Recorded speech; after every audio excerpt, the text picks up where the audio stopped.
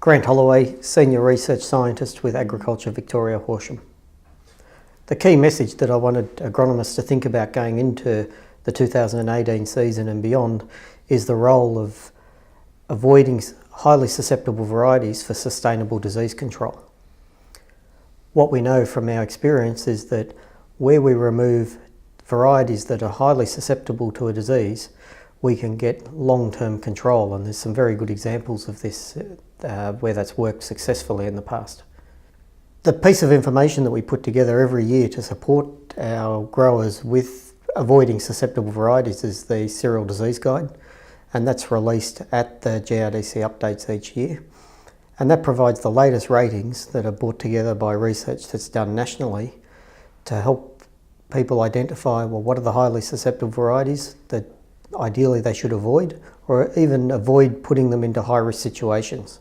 So if a variety is highly susceptible to a stubble-borne disease, don't put it into a paddock where that disease may be present.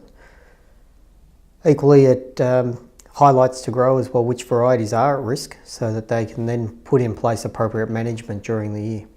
So a sucker variety is a highly susceptible variety, so they're things that we rate as susceptible and very susceptible, and they're the ones that basically can suck disease out of the sky. So you can put them in situations where it's not a favourable year for disease, but those highly susceptible varieties will still get disease, where the intermediate varieties will be clean. The biggest disease change that we've seen in recent years is the reoccurrence of Septoria triticei.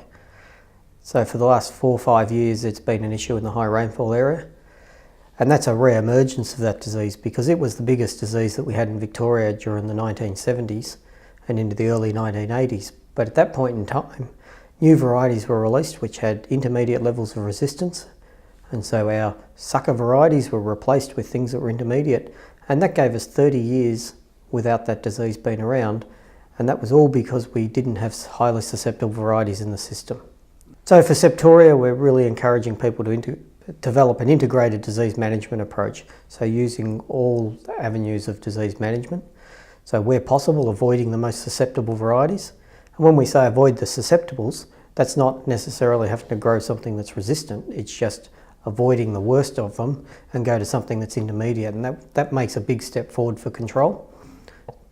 Timely use of fungicides, paddock selection, and for our highly susceptible varieties, sowing them later in the sowing program, so delaying sowing can be an advantage. One of the important things for Septoria is that we're now seeing fungicide resistance developing in the population, so some fungicides are not going to work as well as they used to.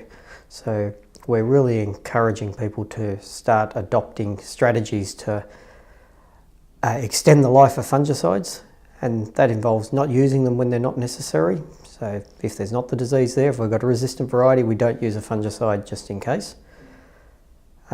We don't repeatedly use the same active ingredient. If we keep using the same active twice or three times in a crop, that will increase the chances of selection.